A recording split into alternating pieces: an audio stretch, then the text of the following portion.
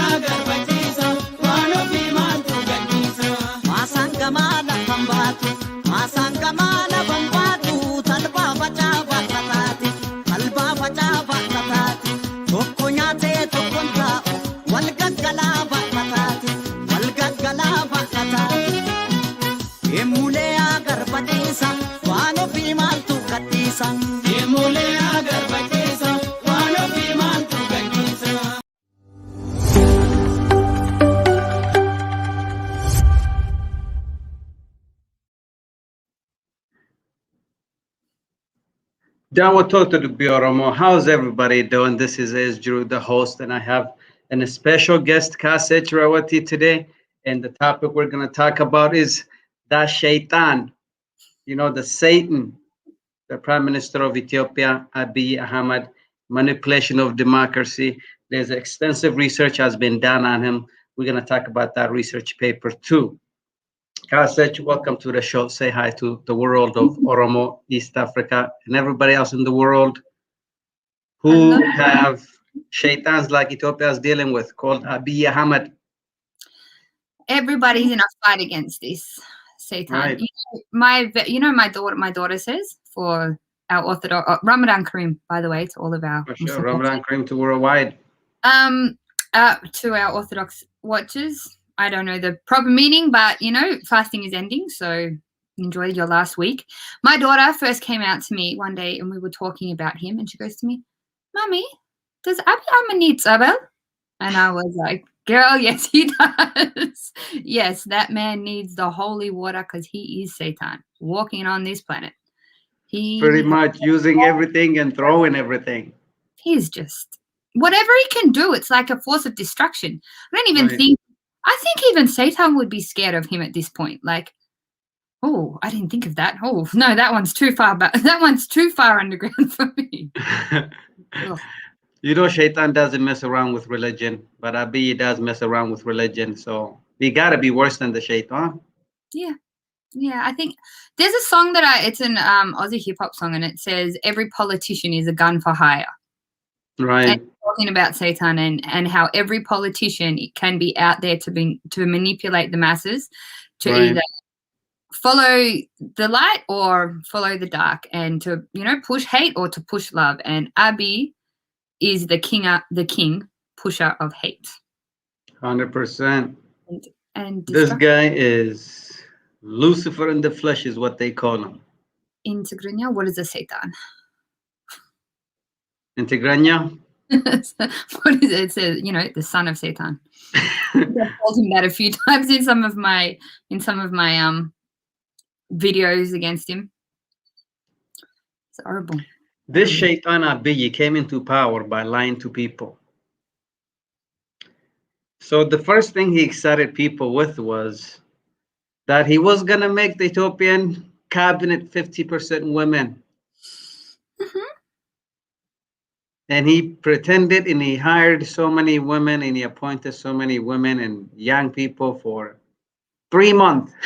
A lot of them held the position for 3 months. That's it. Right after 3 months, all the crocodiles like Brown Ujula replaced those women. And so the research is done because of things like that. The research was done in 2020. Every newspaper, every worldwide newspaper was impressed by it, as you can see it on here. Like literally every newspaper, you're talking about the Washington Post, Al Jazeera, ABC, all of them, BBC, all of them covered it, and they were all surprised. Like, well, this is new. They didn't know they were dealing with Lucifer. No, they didn't, but I think many of us on the inside did. It was pretty obvious from day one, in my perspective, that was just a cover, and that was trying to get in touch with the progressive movements across the world, the progressive movements in America, in Europe. You know, we're all for equal human rights and this and that, and he forgets to actually. I think he forgets to realize that progressive movements, feminist movements, they kind of follow a trajectory as the society increases its ability to be able to produce a welfare system so that, you know, women can have a little bit of support and go to work, all of that kind of stuff. It happens as it's progressive. It's not just something you just slap onto the table and you're like, yo, society, we're ready for you. Oh, you feminists, come out and, you know, start your movements. It works slowly, and it's worked slowly across. So I don't know how the West didn't pick this up, that this was just a publicity stunt.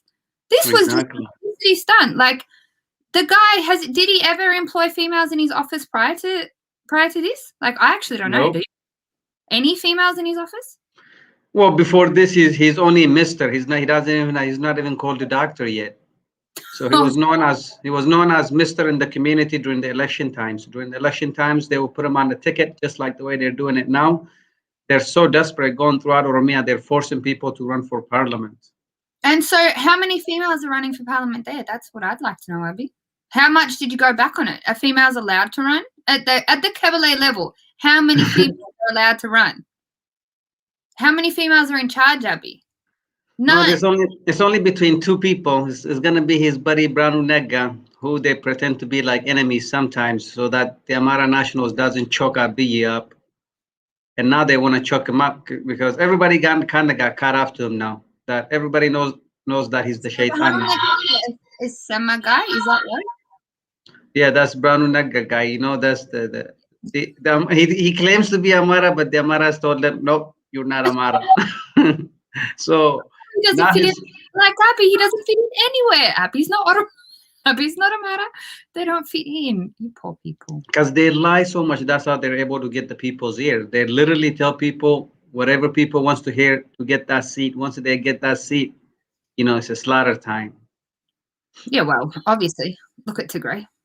So he got caught. Abiy got caught because the research already started on him by Apostolic Universities. An even playing field. Understanding Abiy Ahmed manipulation of democracy in Ethiopia. It's very extensive. It's long. It's 20-some pages long research. I couldn't read it all. I started going through it, and I was like, well, at least it's giving us a good start to what democracy is about, because that might actually teach Abiy something. He could just read the first introduction, and he might actually learn what democracy is about. Right. So I don't think the guy's got any idea.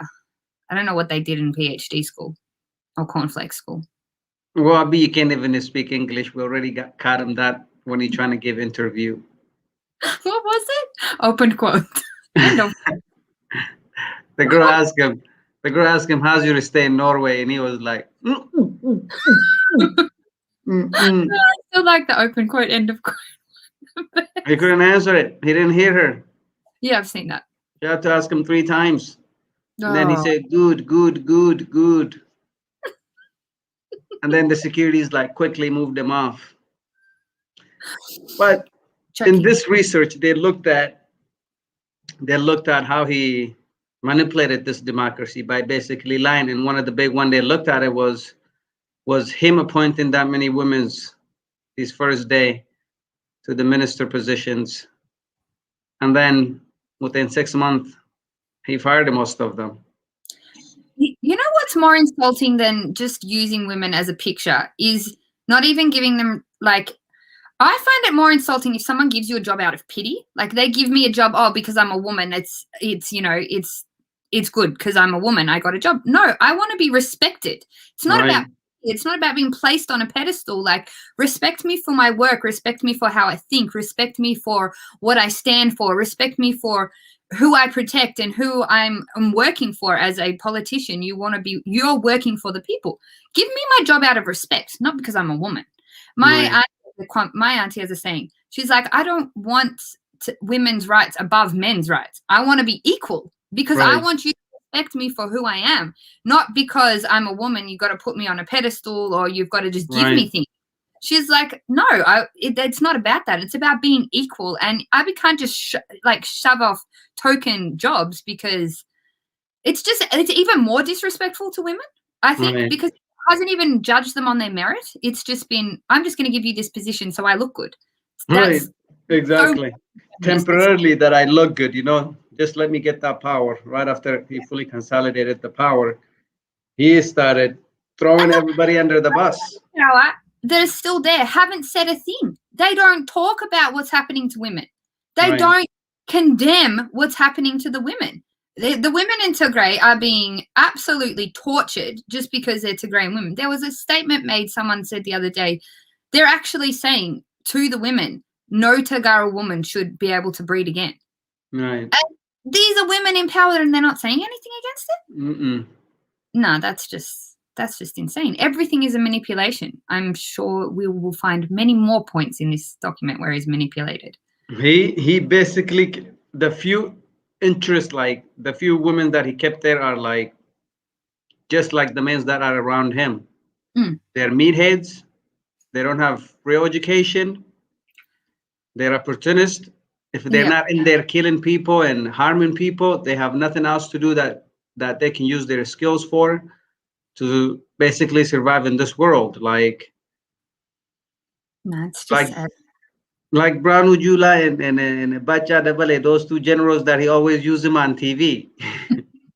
Someone said to me today, I'll listen to Bacha when he comes out and talks in the morning. Not after he's been up all day chewing and drinking and he comes out, out of his drunken slur and starts to talk to us. That's when I'll listen to him.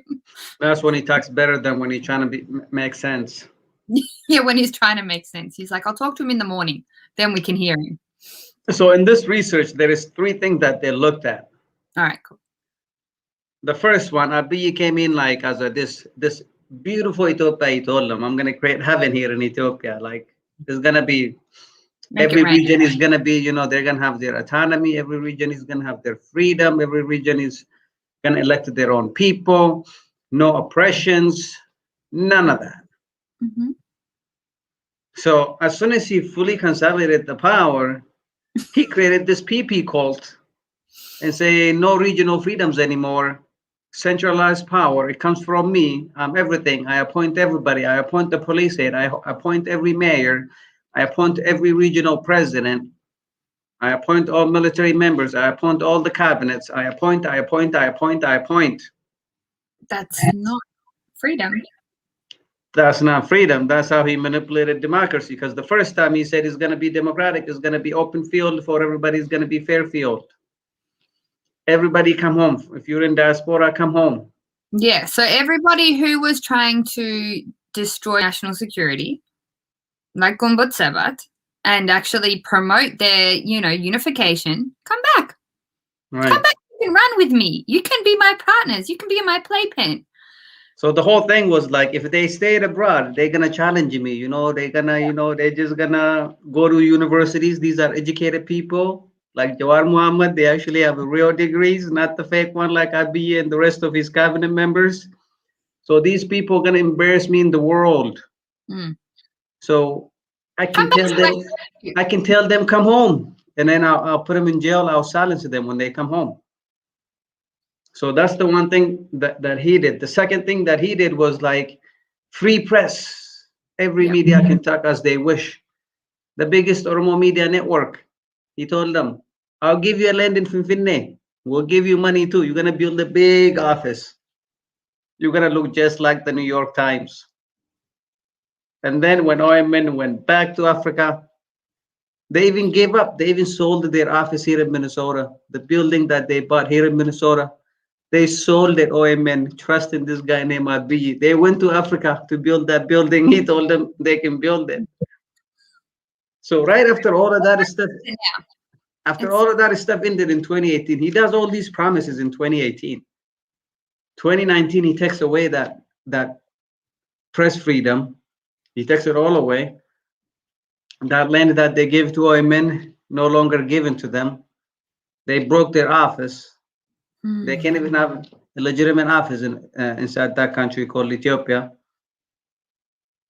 And then they threatening every companies in Ethiopia if they did any advertisement on non-government supporting medias.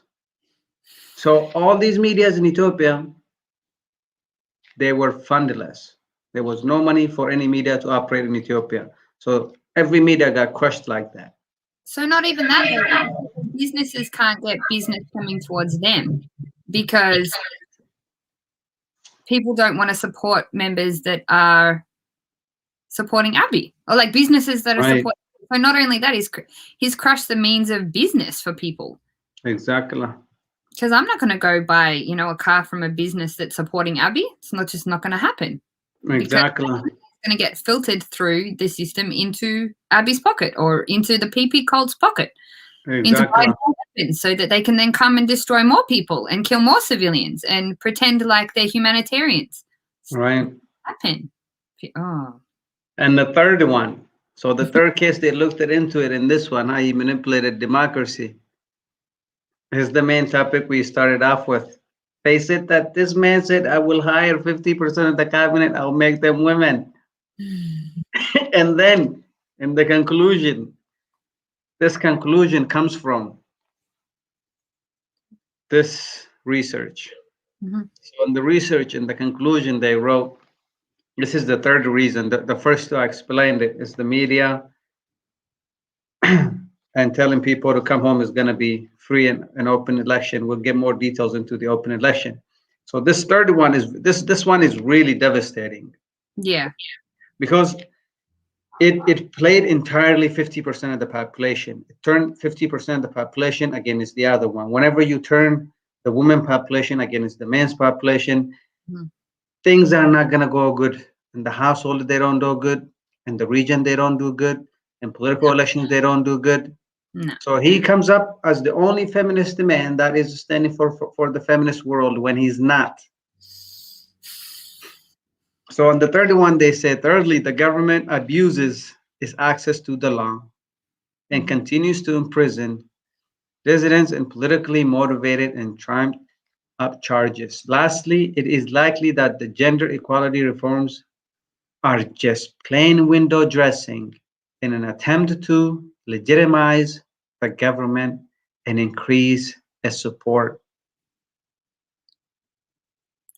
You know what shocks me from that is how you give a Nobel Peace Prize to somebody who has, yes, they've promised good things and they've come in kumbaya, let's all hold hands, happy clap, we're all going to make love and peace. And for me, that was like a massive warning sign. Love and peace doesn't make a good democracy. Love and peace doesn't make, the world a better place if you don't have good government structures and you don't have examples of how you're going to put through these new policies and these new reforms. What are these new policies? What shocks me is the West never questioned that. Are we that mindless these days? Like, we can't even question and ask for some accountability. What are you going to do to make these reforms? How are you going to put these reforms into place? Not just put people in power. What are you going to do? Like, why hasn't the world asked him? What is he going to do? And then it begs the question, well, hang on, why aren't they asking him? Is he put in there? Who knows? But it's just ridiculous. It's why aren't feminists actually asking? But then at the same time, we're at a time in the world where Cardi B is a feminist. So I'm not right. So for me, that's not a feminist. Showing my assets to the world is not feminism. That's the complete opposite. But that's my personal opinion. But I just it seems to be that's where we're at. It is window dressing. That's it. Exactly what the study says.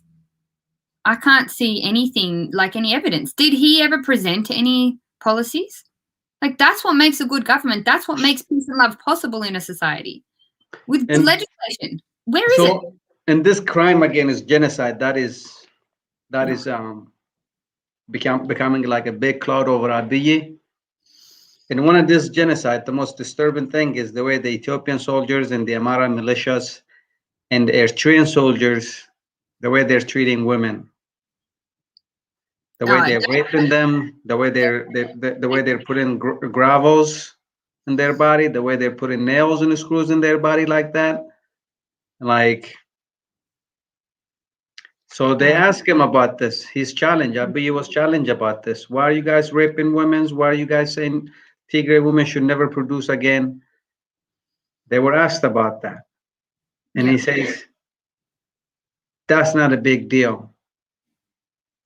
show the audience, Kev. You got it up there. Yeah, he's saying basically the soldiers are facing machete and all of that, but these soldiers got machine guns and tanks, and they have chopper flying above them, bombing the place. After the place is bombed, the soldiers will come in with the machine guns and rifles.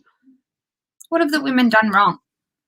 I mean, some women could be, TDF fighters, but even so, why does burning their reproductive organs? How is that even possible? Like, how is that even equate to Amhara militia having machetes?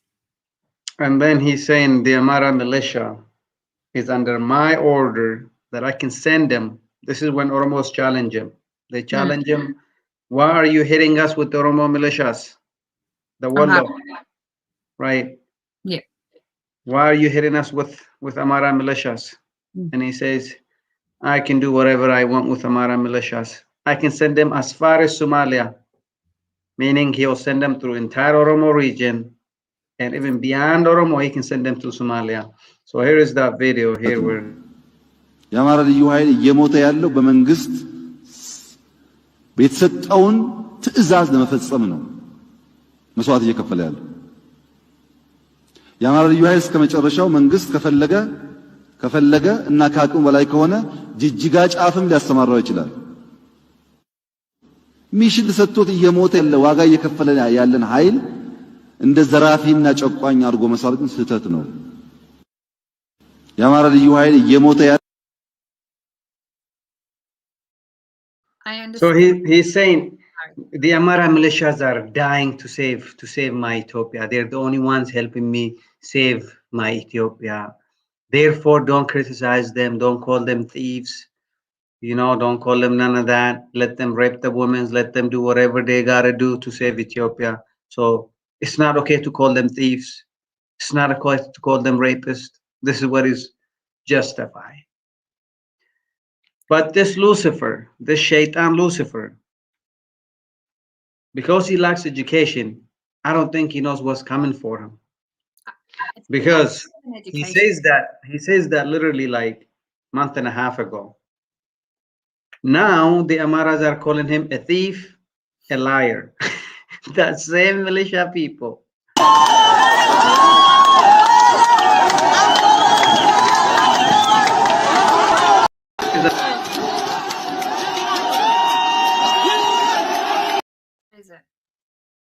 So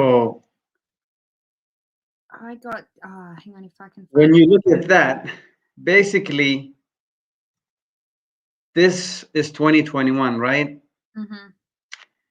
2018, just the way he used the Amaras and he trying to throw them away, he used the Oromos and threw Oromo away. And this one, and this article he wrote, Abiy is in no position to confront the Amhara political elites on this issue, as he is dependent upon their support to stay in power, being brought to the premiership by the Cairo protest movement on Oromo nationalist ticket. Abiy soon deserted his ethnic base and shifted to Ethiopian nationalist policy. So everybody is getting caught up to Abiy. You cannot just use and throw population. You cannot just cheat population over and over and over. It gets caught up to you. To be honest, Abiy's just like a condom. He is like they just everybody. He uses everybody. He just protects himself. He just protects himself from whatever he can, and just gets used. And he uses people back. Right. There's no integrity in this man. There's Zero no integrity in this man. But it's not just that, it's the populations that were behind him. Someone texted me yesterday, I can't share it like on here, but I basically said, at this point, the Amhara nationalists are stealing the mourning of Tagaro, of Oromo, and of Gumuz people. They have all been fighting for their rights for the last, at least a long time. But under Abiy, at least a year and a half, they've been politically trying to fight him. They've been massacred, whatever. And she goes, Atagaru and Oromo trying to steal the morning of Amhara. Right.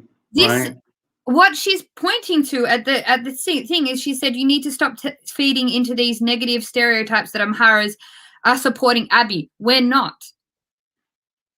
Abiy just said he can use your nationalist army to do whatever he wants because their backing was so high.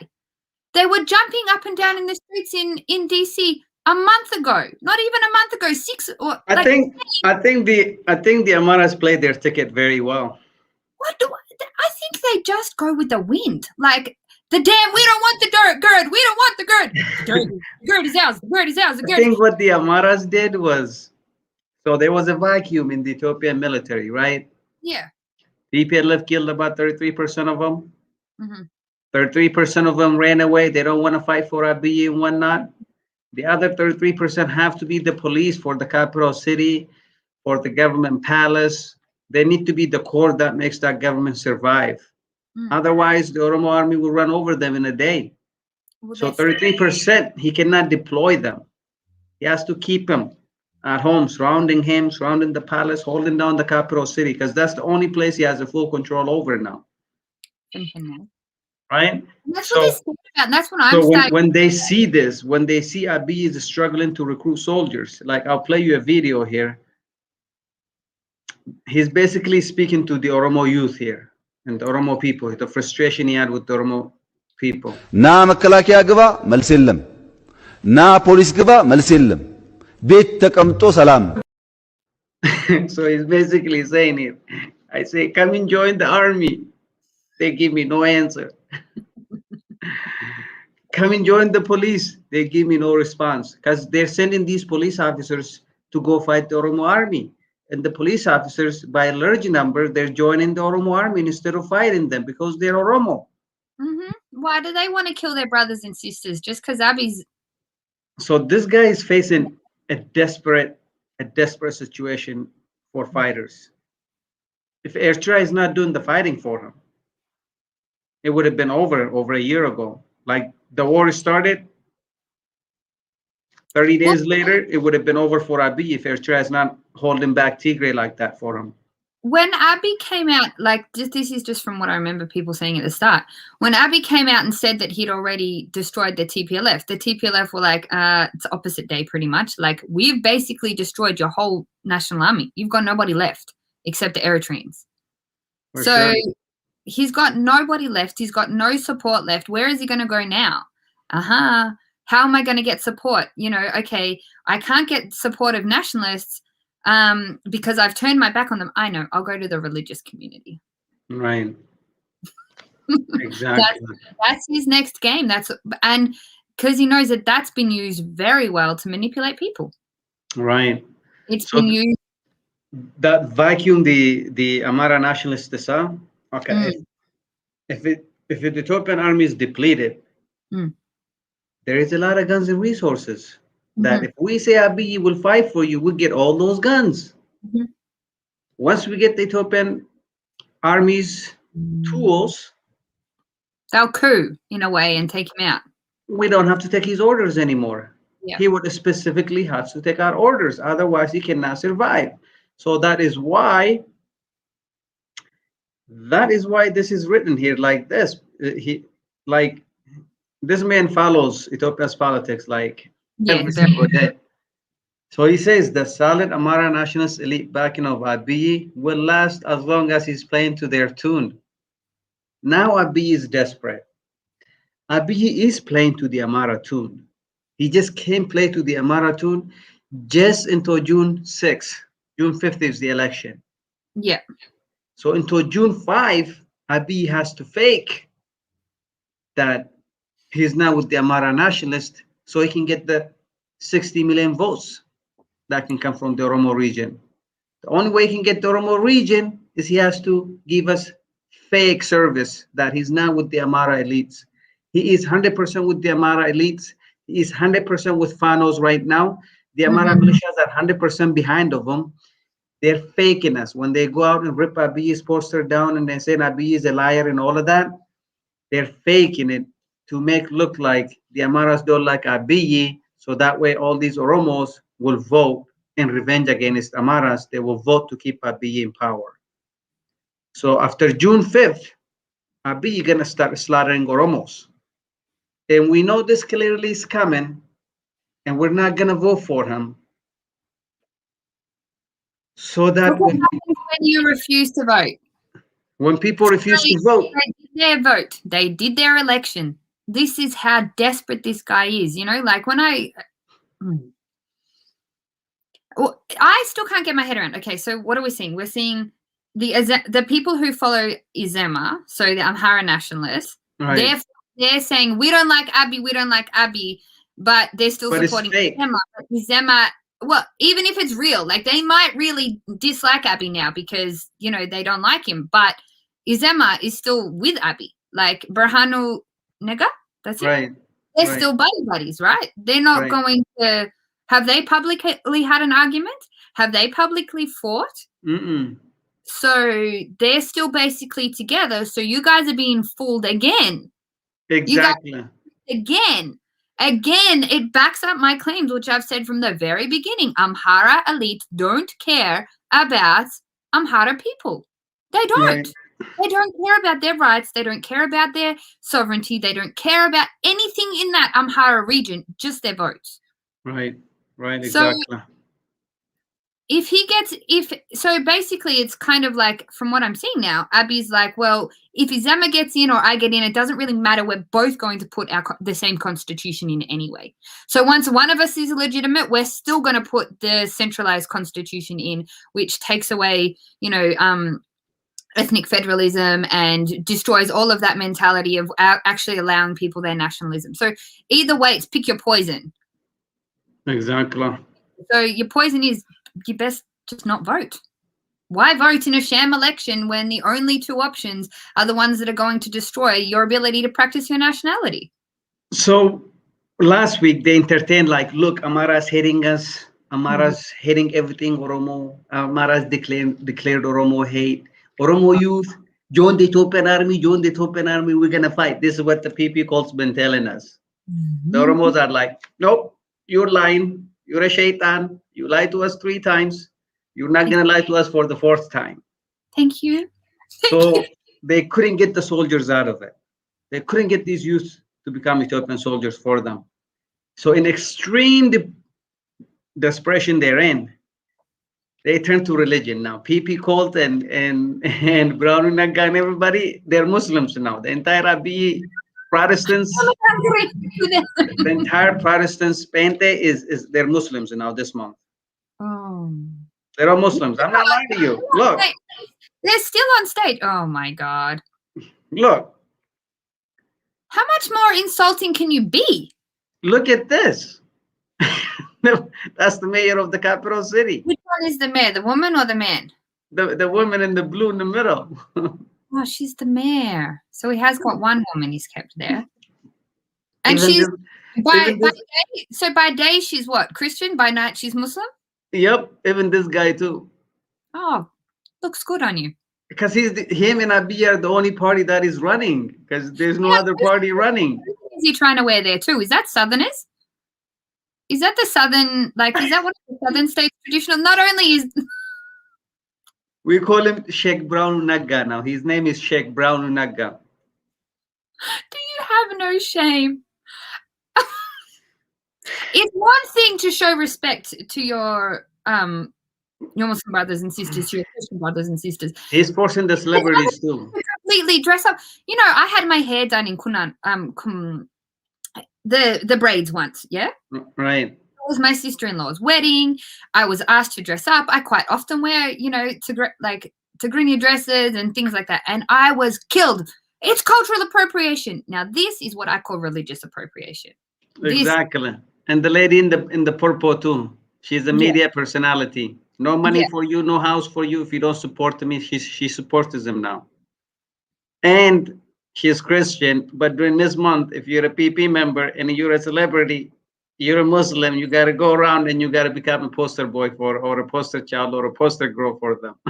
So Not even that. Like, that is just purely insulting the whole meaning behind Ramadan. That's purely insulting the whole meaning behind your religion and your spiritual beliefs. That's just copycat.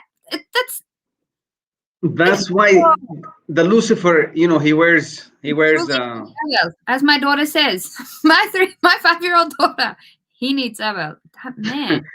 so the Lucifer cannot go throughout Ethiopia and go to people's houses like that. He cannot really leave the capital city. So he goes to Syria. Is he actually in Syria? Yeah, this is a mosque in Syria. Hang on. He got out of the country? Well, according to all the notes that I read, it's Syria, or it's the Syria family that they moved to Ethiopia one time. You know, Ethiopia is starving, but they took in more immigrants. Like thousands of people are migrating out of Ethiopia. But to get this favor, to get this favoritism, they moved like large number of people at one time to Ethiopia from Syria during that bad war. Well, okay. You know, that was something to do with some economic policy that I think it was Haile Mariam actually played the West on that really well. He's like, yeah, we'll accept refugees. Right, exactly. So long as they look like us, though. So he took in a whole bunch of Somalians, he took in a whole bunch of Eritreans, we took in South Sudanese. Like, you know, so long as they can fit into our Ethiopian fabric, I'll take them in. But then they I think did this while on a regular basis, thousands of Oromos are dying in the sea, trying to run away from oppressive Ethiopia. Trying to escape prosecution, trying to just live, and he can take more people in. What is it? Are they, again, this is just complete disrespect for humanity. Are they humans, or are they puppets, or are they a trophy that he's just trying to like give around? Oh my God. I think this is within Ethiopia. Yeah, maybe. Within Ethiopia, I think is in the capital city. They got this refugee spot. This is what I read about it like 3-4 years ago, when the Syrian war was at its intense. Yeah. So the Lucifer goes over there. Just look the way he dressed. I'm just a normal everyday person. I'm not the prime minister. Just look at me. You know, I'm going to fit in with you and smile for the cameras. Look at this guy. Look at the guy with the mask on. Like, he's kind of like, you guys don't even respect COVID at this point. You can see through his eyes. He's just like, I'm not buying it. I am not buying this picture moment. Oh, Abiy. So this Lucifer was he had many years of career as a spy, you know what I mean? Like, I've heard this, yeah. So that's why the Lucifer, you know, he can come and he can dress up as a woman. He will pass among the women's like no other women. I'm a feminist today. Look, I've got trans and gay rights in Ethiopia. He hasn't used English, has he? He goes to Somalia, he pretends like he knows how to speak Somali. He goes to Tigray, he pretends like he knows how to speak Tigray. He comes to Oromo, he messes up every time. Oromo's got 5 states, right? Every state he goes to, he messes it up. Like as Oromos are different, he doesn't know like the slangs from one region to another region, but he presents himself as an expert on Oromos. But all of this training and skills and law technique, he learned it when he was a spy. So as a spy, you learn these things. So that's why he's able to manipulate things like this. You know, I think even Mengistu, the one we call Satan the most, you know, like who is just, or well, Meneliktu, all of them really. I think even Mengistu was sitting down there in Zimbabwe going, I didn't think about this. I wasn't this bad. You know, like I feel like at this point, Mengistu is kind of scared of Abiy. Like, how far is this guy going to go? Not like, very far. But Abiy, he's like sprinting past that line. He's just going straight to the pit fires of hell. Abiy is not really in charge or making any of these chess pieces move. Because Isaias is making a lot of the chess pieces move. Tigrays are making a lot of the chess pieces move. The Amara nationals are making a lot of chess pieces move. The Oromo nationals are making a lot of chess moves. Sudan is making a move. Somalia is making a move. Everybody in the region is making a move. But since Abiy is the prime minister of Ethiopia, which everybody wants to crash, so he's over there. I wonder if he's going to Somalia next week. I don't think he's going to go anywhere. The Gonna guy go to- wears bulletproof vest everywhere he goes. You know that big old black coat he's wearing underneath? It's a Oh, yeah. bulletproof vest. And underneath this coat, I bet is a bulletproof vest. Either that or he just a bit He's chubby. inside the house. Why is he wearing a winter coat? Maybe he just enjoyed too much for tour, and he's been around there too many times, he's eaten too much. Exactly. Oh, Abiy, disrespectful man. But going back to this democracy manipulation, now the worst thing that they came to the conclusion on this, an even playing field, understanding Abiy Ahmed's manipulation of democracy in Ethiopia. So he created this guy. When you talk about Abiy, man, everything about him is like, even a baby can do a better cheating than this sometimes. You know what I mean? Like, so he created a National Election Security Committee comprising members of the Federal Police, the Attorney General's Office, the National Intelligence and Security Services, the Ministry of Defense, as well as regional representatives, has been established by the government to ensure a peaceful and legitimate election, said the office in a statement. So this the Abiy's office that says that. Now the funny thing about this thing is that all of those agencies are the ones he appointed, all of them. Yeah. So this is not an independent committee. It's not even that, he had the people in those positions killed off or jailed. So it's like it's not even a trick that isn't obvious. Like, it's so obvious. Anybody like, where is Lemma, who was the head of the OPDO, who he, transferred into the PP cult? Where is he? I mean, who knows? Like, obviously, there's some people say he's still with Abiy, some people say he's not. But the fact is, he's just jailed or hidden anybody who was in those positions. Right. Oromoo Conan, the head of the army, was assassinated to put in his people. Everybody, like, he's not even trying to hide it. Right. It's just obvious. He's just trying to manipulate and consolidate power so the PP cult can go around and play puppets with everybody. There's nobody else to vote in for, Abiy. Nobody. There's nobody left to vote. I mean, you can't vote. You can only vote Izema or PP cult. Yep. And they even numbered out the seats. And when you don't, and when you do hold a legitimate election, you get a full-blown war with Eritrea put into your land. So it's a great hell. They're a legitimate election. Nope, not going to happen. Right. It's just obvious. How can people not see it? I don't get it. That's crazy. And that article too, also they said 160 party out of 160 party. Basically they said 48 of them were able to register themselves, and every other party did not qualify enough. Like, they didn't meet the requirements. Oh, meaning that they weren't going to hand their votes over to Abiy. They weren't going to form a Prosperity Party coalition with Abiy. Basically, the other parties, like, they don't even exist. Like, they don't. A party that don't even exist, they're saying it exists. But all the parties that exist, like Manara Gudina's party, they're not participating at all. That's why there is zero seats for them. And this Branu Naga's and Zima one is a new party. So they got all the freedom. His buddies are the ones that are running the election. And there are Abiy's buddy. So they eliminated basically everybody else that can potentially compete. They eliminated entirely the Oromo parties that can possibly compete. Now they desperately seeking people. They're trying to bring people from abroad, like from here in Minnesota. They're trying to get people to go back into Africa and run for a seat over there. There's a guy in LA. They can use him. He's good with a gun. There's the guy in LA. He's good with a gun. But that's the Amara one. They don't have much control over the Amara side. It's only on the Oromo side that they're trying to get as much they can get out of. So what's the plan for the people on the ground? What are they saying? Are they just like, we're not going to vote? Like, I remember a few months ago. Basically, the people on the ground are saying, if we catch you run for this fake parliamentary in this fake election, if you pretend to represent us, they're sending them a warning, like you can't have business here anymore. We're gonna boycott your business. We're gonna shut it down. They're done. And then The army are done. They don't want any more of this.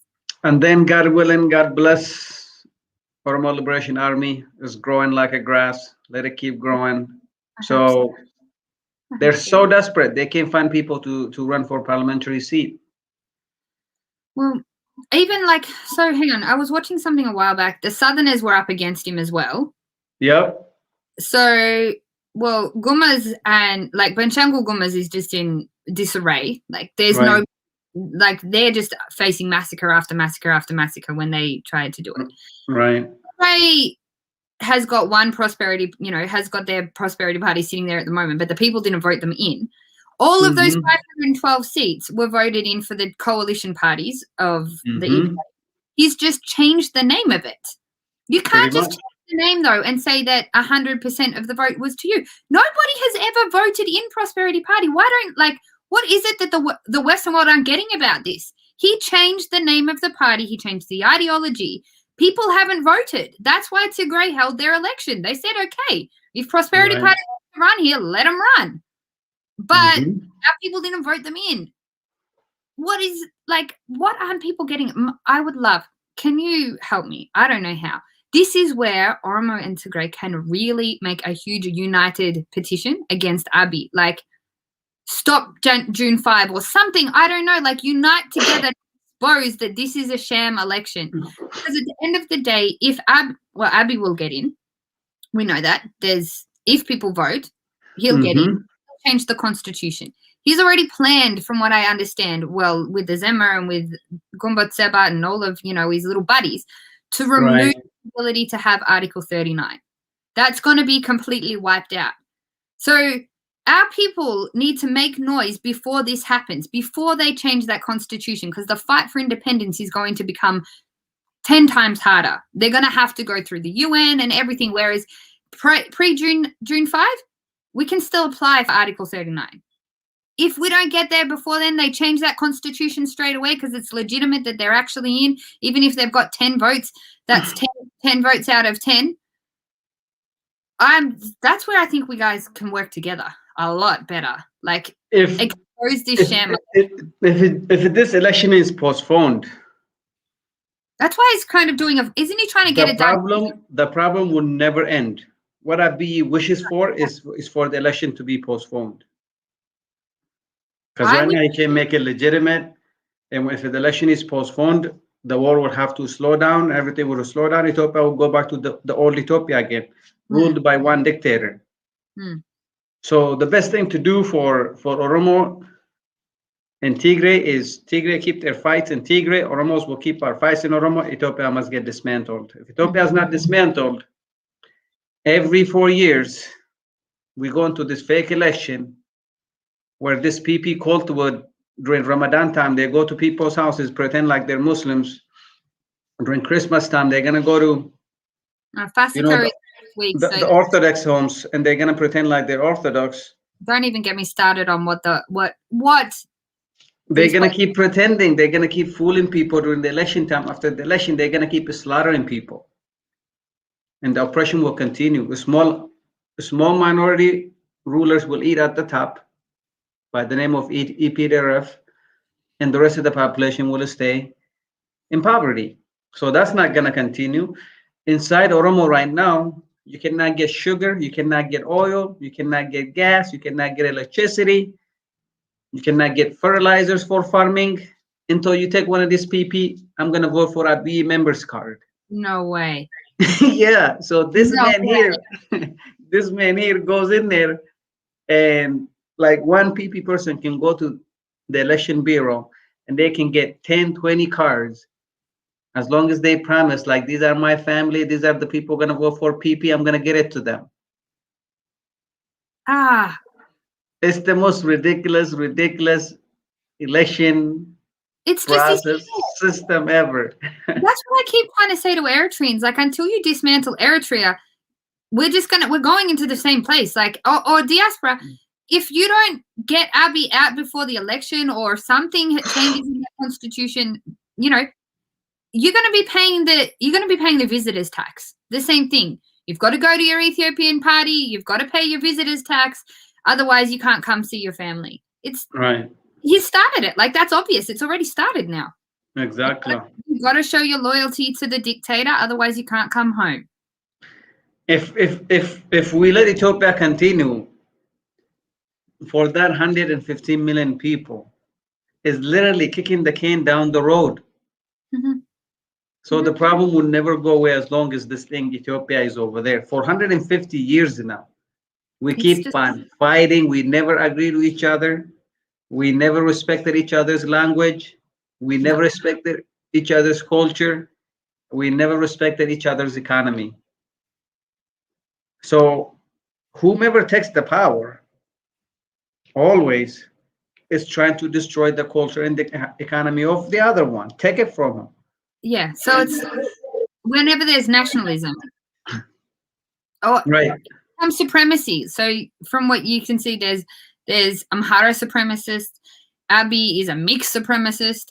There might be Oromo supremacist. There might be Tigray supremacist. Like, everybody has this kind of idea, and that's kind of natural, like, you know, to put your people on top. But that's not going to work. It doesn't work in a country with 80 nations and nationalities. It doesn't work when there is all these ethnicity groups that, you know, are equally as important as each other.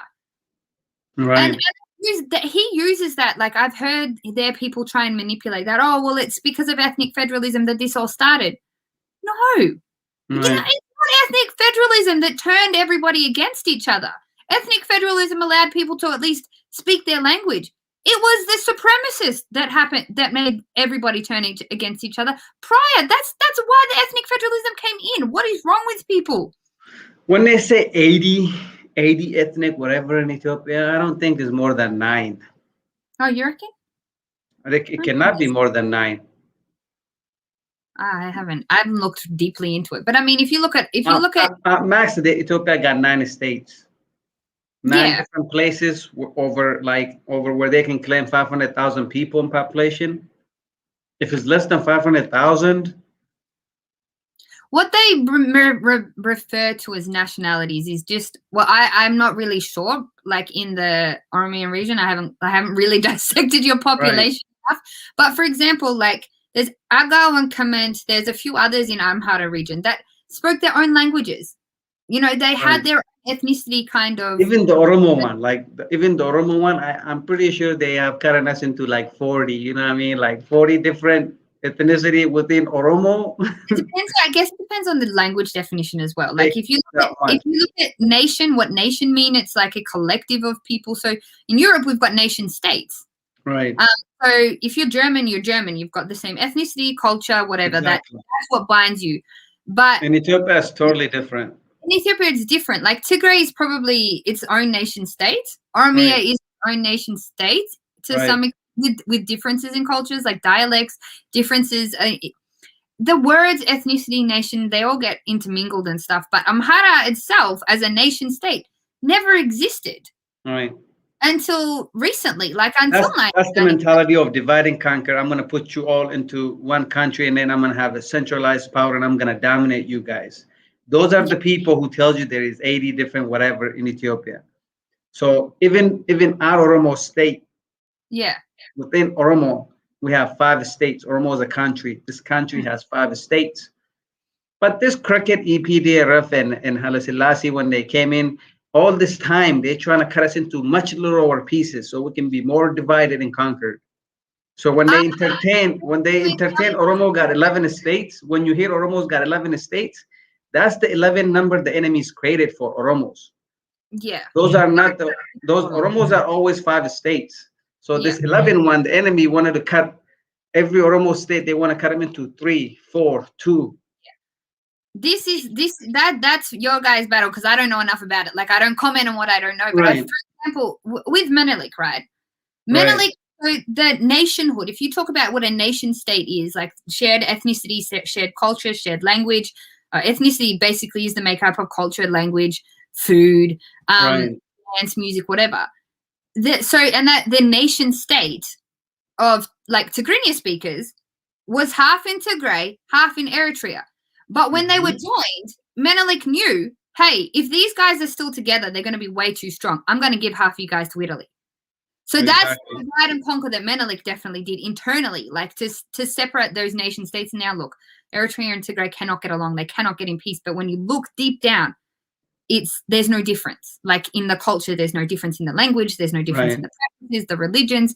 The history is so linked together. So that's the divide and conquer. But I believe as well, like I'm going to break this down into two different ways. My thought pattern is there's divide and conquer, but there's combine and conquer. Right.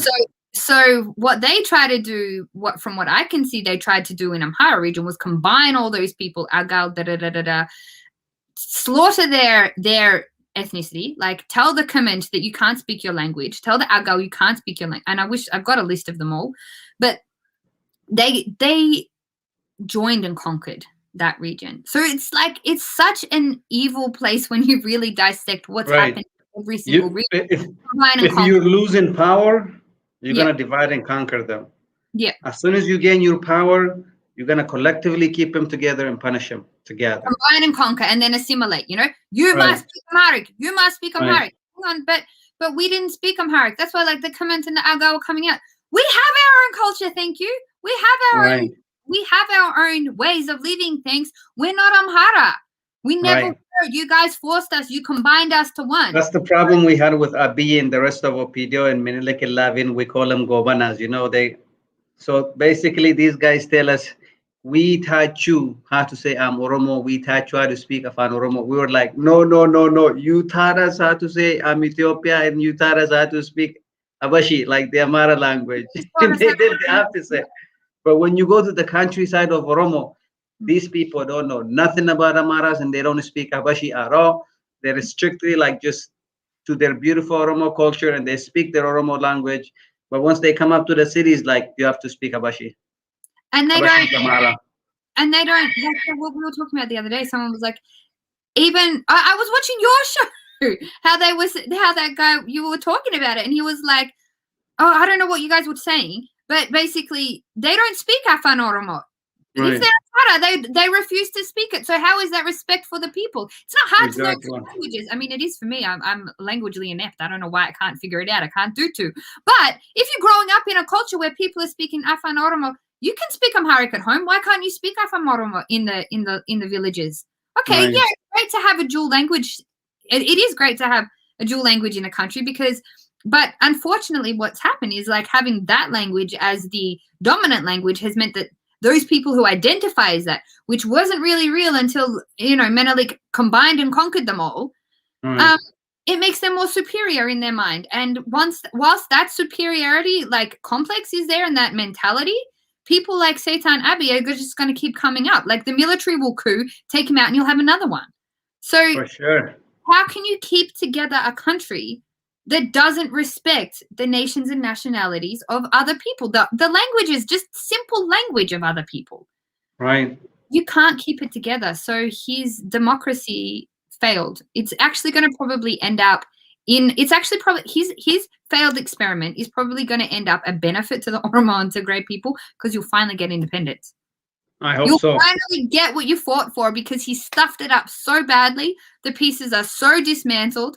Maybe we should start looking at this. Maybe he's actually working for both people. Well, both of the great books do say that sometimes God sends a Satan to correct the people. Maybe that's why he sent us the Satan. This Shaitan is God sent so that the people can take the right path. Instead of following the Shaitan, they will realize more of the right path. And that right path is for the real freedom, not the freedom that comes with Ethiopia, which is nothing more than a program. A program where a group of people can organize themselves and they can cheat 100 million population. So that kind of program got to be dismantled. An even playing field. Undo colonization in the whole place. Like maybe this is God's opening to say, you know what, people who are of the same ethnic group have got a shared history. You really want to undo colonization? Maybe this is just the starting point. Because I don't see, to be honest, I don't see this stopping in Ethiopia. Because I think once Oromia and Tigray get free, Afar is going to put their hands up and say, hey, we want to be with our brothers in Eritrea, and they're going to say, hey, we don't want to be part of this whole Eritrean thing anymore. We want to be together. I don't think this is going to stop. I think Somali region might end up saying, hey, we want to be with our family back in, I don't know which part of Somalia. I get confused with all of those things. I don't think that once this starts, this is just the starting point. The catalyst is going to expand. The people of Eritrea, I feel, are going to dismantle themselves as well, because at the end of the day, you can't be held together with a fake love and fake unity. It doesn't work for you if there is no connection there. There is no other shaitan like this that's gonna come too, though. There's no other shaitan that's gonna come, that's gonna say, I have Oromo blood, I have Tigray blood, I have Amara blood, I have Somali blood. I'm the son of all of you. So nobody's gonna, like, he became a good example of, for the rest of Africa, not to trust these puppet African leaders. People.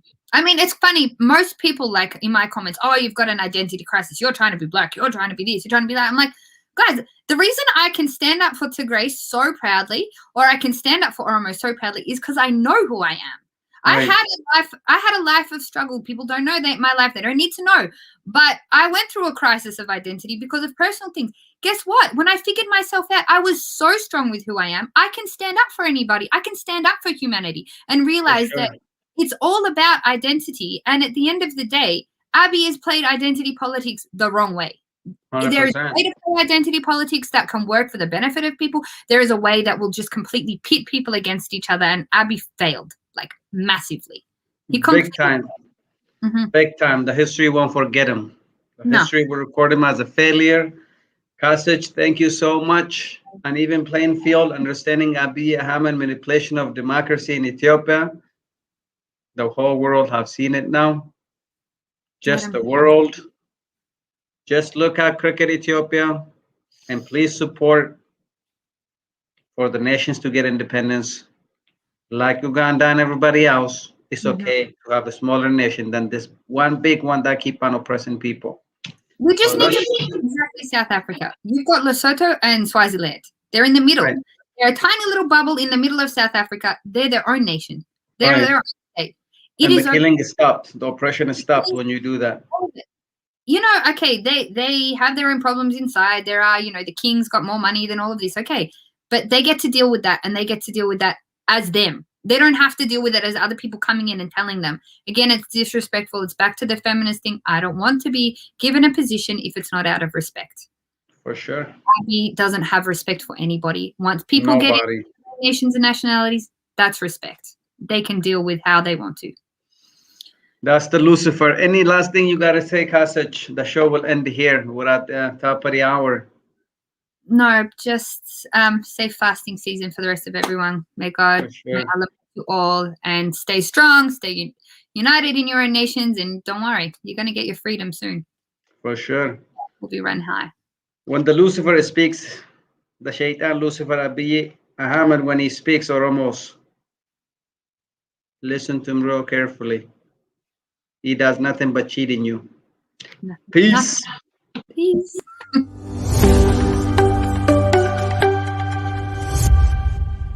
Jabbilota oda jala jabbilota ko ya jabbilota oda jala kan nama nyaatu nu keessa jiran amalo